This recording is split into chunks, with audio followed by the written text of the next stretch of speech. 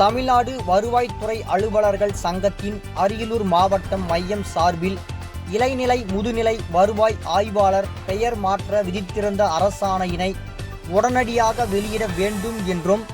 3 ஆண்டுகளுக்கு மேற்பட்ட அலுவலக உதவியாளர்களின் காலி பணியிடங்களை உடனடியாக நிரப்ப வேண்டும் என்றும் முதுநிலை வருவாய் ஆய்வாளர் பதவி உயர்வில்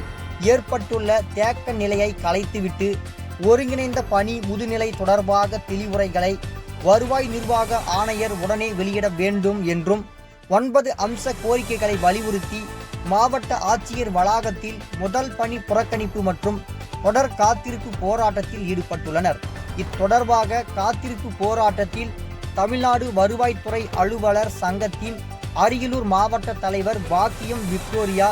மாவட்ட துணைத் தலைவர் சரவணன், மாவட்ட செயலாளர் செந்தில்குமார், மாவட்ட இணைச் செயலாளர் ரமேஷ், சங்கத்தின் மத்திய செயற்குழு உறுப்பினர் சந்திரசேகர் உள்ளிட்ட வருவாய்த்துறையின் பலர் கலந்து கொண்டனர். தினமடை செய்திகளுக்காக அரியலூர் மாவட்டம் செய்தியாளர் பாபு.